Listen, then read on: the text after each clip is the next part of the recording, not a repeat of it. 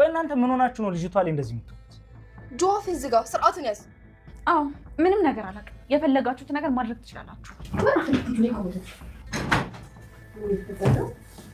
አንቺ ደግሞ እዚህ ምን ታደርጊያለሽ? ኑኑን ፈልጌ ነው የመጣሁት። እያናገርናት ነው። ስለዚህ አረብሽና ውጪ፣ አፍጠኝ ውጪ።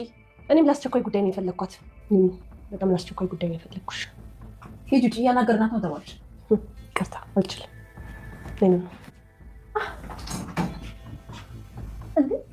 እንዴ እዚህ ቤት ምን እየተከናወነ ነው ያለው?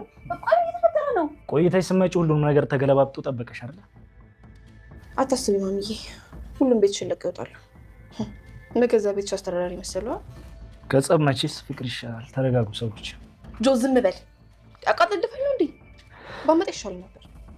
ወይዘሮ ሄለን እንግዲህ ከእስር ቤት ስትወጣ ማሰቢያውም ተዛብቶ ነው መሰለኝ የወጣችው። ልትገለኝ ነበር ከስሻለሁ በማለት ኑኑን የተፈጠረውን ነገር ወደ ኑኑ አዝረዋለች ማለት ነው። ኤልሹም እስካሁን ድረስ የተፈጠረውን ነገር አልተረዳችም።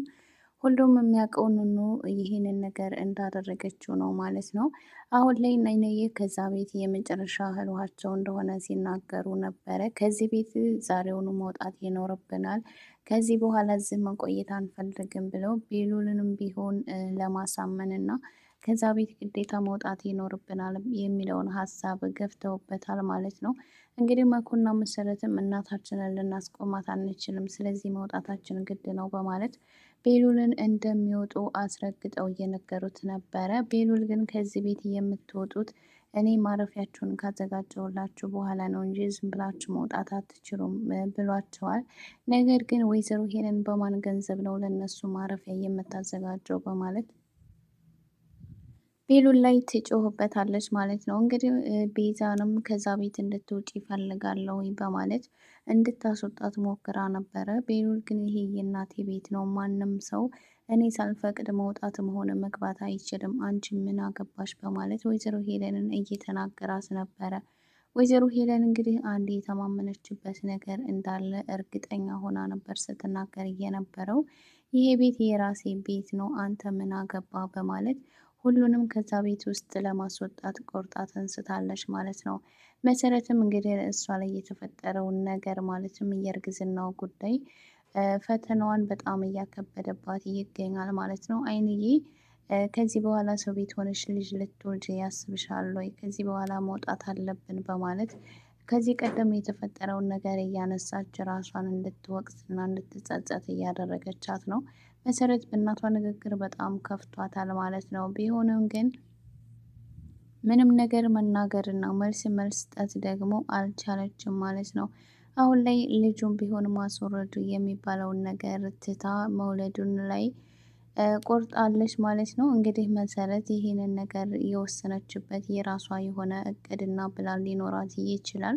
ከዚህ ቀደም ወይዘሮ ሄለን ላይ ያደረገችውን ነገር ቴዲም ላይ ደግሞ እንደምታደርግና ቴዲንም እንደምትበቀለው ነው። ከዚህ በኋላ እናንተ ምንም የሚያሳስባችሁ ነገር አይኖርም በማለት ሙሉ እምነት እንዳላት ነበረ አድርጋ ስታወራ የነበረው። መሰረት የተማመነችበት ነገር ምንድን ነው? ወይዘሮ ሄለን አሁን ላይ የደም እንባ የምታለቅስበት ጊዜ እየቀረበ ይመስላል ማለት ነው። እንግዲህ ኑኑ ከዛ ቤት ከወጡ በኋላ ምናልባት ቴዲ የተናገረው ነገር እውነት ሊሆን ይችላል የሚለውን ነገር ልታጣራና በራሷ መንገድ ለመድረስ ልትሞክር ትችላለች ማለት ነው። እንግዲህ በዛን ሰዓት እውነቱን ካወቀችና ኤልሹ ደግሞ የእሷ ልጅ እንዳልሆነች ካረጋገጠች ሙሉ ትኩረቷ ወደ ኑኑ ሊሆን ይችላል ማለት ነው።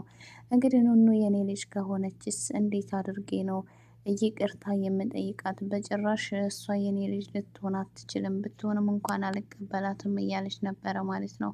እንግዲህ ከዚህ ቀደም እነሱ ላይ ያደረሰችው ግፍና መከራ እሷ ደግሞ በተራዋ የምትቀበለው ሊሆን ይችላል ማለት ነው። ከዚህ ቀደም እንግዲህ ኑኑ ያንቺ ልጅ ናት፣ ኤልሹ ልጅሽ አይደለችም ተብላ በተነገረች ጊዜ እስከ ዛሬ በሰራሁት ኃጢአት በዚህ ልቀጣ ነው እንዲህ እያለች ነበረ ማለት ነው። ነገር ግን አሁን ላይ በተፈጠረው ነገር ምክንያት እንግዲህ የተወራውን ነገር ወደ ጎን ተወት እያደረጉት ይመስላል ማለት ነው። እንግዲህ ኤልሹ ምናልባት ቤሉል ወንድሟ እንዳልሆነ በቅርቡ የምታውቅበት ጊዜ ይመጣል ማለት ነው። ምክንያቱም ቤሉል በጣም ወይዘሮ ሄለን እያናደደችው እና እያበሸቀችው ስለሆነ ምናልባት በልህ ሊነግራትና ሊናገራት ይችላል። ይህንን ነገር ደግሞ ኤልሹ ከሰማች እውነቱ ላይ ሁሉ ትደርስበታለች ማለት ነው። ሌላው በቤሉል እና በሊዛ መካከል የተፈጠረው ነገር እንግዲህ ቤሉል ኑኑ ምንም እንዳትሆን ነበረ ሲሞክር የነበረው። ሆስፒታል በነበረችበት ሰዓት ሙሉ ትኩረቱ ወደ ኑኑ እንጂ ወይዘሮ ሄለን ላይ አልነበረም። ኑኑን ምን ያክል እንደሚወዳትና እሷን ካጣ ልክ ከውሃ ውስጥ እንደወጣ አሳ ነው የመሆነው እያለ ነበረ ለሊዛ ሲያስረዳትና ቤሉል ኑኑን ምን ያክል ይወዳታል የሚለውን ነገር ሲያብራራላት የነበረው ማለት ነው። ሊዛ እንግዲህ በጣም ከፍቷታል። ምክንያቱም ቤሉልን ምን ያክል እንደምታፈቅረው ተመልክተናል።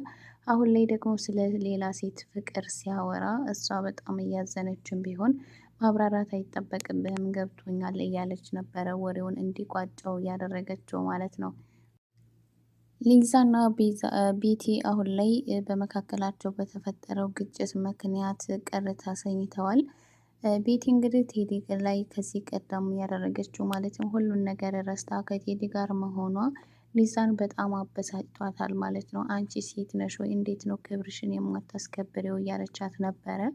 ቤቲ ግን ቴዲን የቀረበችበት የራሷ ምክንያት አላት ማለት ነው። ቴዲን ይቅር ብለው ሳይሆን ማንም ሰው ሳያውቅ ልትበቀለው ስለምትፈልግ ብቻ እንደሆነ አይኗ ላይ ያስታውቃል ማለት ነው። እንግዲህ ቴዲ ቤት በሄደችበት ሰዓት ቴዲን ስታቅፈው እንዴት ስትመለከተው እንደነበረ ተመልክተናል። ስለዚህ ቤቲ ውስጥ ትልቅ በቀል እንዳለ ነገር ግን ይህንን ማንም ሰው ሊያውቅባት ስለማትፈልግ ነው ሊዛንም እንደዛ ስትናገራት የነበረው ማለት ነው።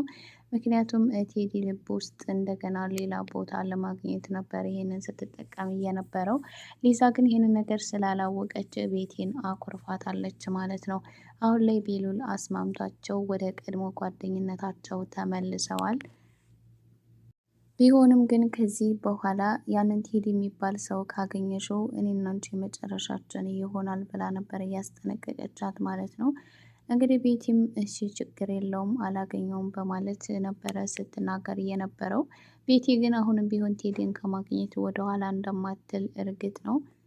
እና ይንዬ እንግዲህ ከዛ ቤታቸውን ተከራይተው ከወጡ በኋላ ሁሉም የየራሳቸውን ስራ መስራት እንዳለባቸው ያስቡና ሁሉም ስራ ይፈልጋሉ። በዚህ ሰዓት እንግዲህ ስራ ሰርተው ማለት እዛ ቤት ውስጥ በጣም ብዙ ነገሮችን አሳልፈዋል። ከዚህ በኋላ ደግሞ በነፃነትና በደስታ በፍቅር የሚኖሩበት የራሳቸው የብቻቸው ህይወት ይኖራቸዋል ማለት ነው። እንግዲህ ቤሉል ከእነሱ ከዛ ቤት መሄዳቸው በጣም ልቡን ቢሰብረውና የብቸኝነት ስሜት እንዲሰማው ቢያደርገውም ነገር ግን ደግሞ እነሱ አሁን ላይ ቆርጠው ተንስተዋል ማለት ነው። እንግዲህ ኑኑዬ ከሱ ርቃው መሄዷ በጣም ልቡን ሰብሮታል።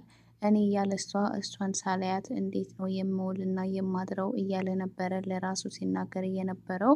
ነገር ግን ኑኑ እዚህ ቤት ትቆይ የሚለውን ሀሳብ አንስቶ ነበረ። ነገር ግን ማንም ሰው ቢሆን በጭራሽ እዚህ ቤት እንድትቆይ አንፈቅድም ብለው ነበረ። ወይዘሮ ሄለንም በዚህ ሀሳብ በጭራሽ አልተስማማችም።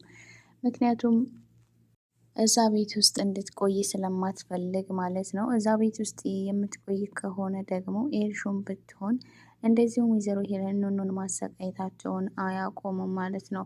እና ኑኑ ከዚህ ከኛ መለየት የለባትም ከኛ ጋር አብራ ነው የምትወጣው ብለው ቤሉልን አሳምነው ኑኑዬም እኔ እዚህ መቆየት አልፈልግም በማለት ከቤተሰቦቿ ጋር ተያይዛ ከቤት ትወጣለች። ቤሉልም የራሳቸውን ማረፊያ ሊያዘጋጅላቸው ቢሞክርም ከዚህ በኋላ የማንንም እርዳታ አንፈልግም በራሳችን ነው መቆም የምንፈልገው ብለው በራሳቸው መንገድ ህይወትን ሀብለው ለመጀመር ቆርጠው ተንስተዋል ማለት ነው። እንግዲህ ከዚህ በላይ የሚገባቸው ህይወት ከስቃይና ከፈተና የራቀ መሆን አለበት ብለን ተስፋ እናደርጋለን። ውድ እንግዳ ድራማ ተከታታዮች የሀይሚ ቲዩብ ቤተሰቦች ለቻናሉ አዲስ የሆናችሁ ሰብስክራይብ እንደዚሁም ቪዲዮ ላይክ እያደረጋችሁ ቤተሰብ ሆኖ በቀጣይ ቪዲዮ እስከምንገናኝ ሰላማችሁ ብዝት ይበልልኝ።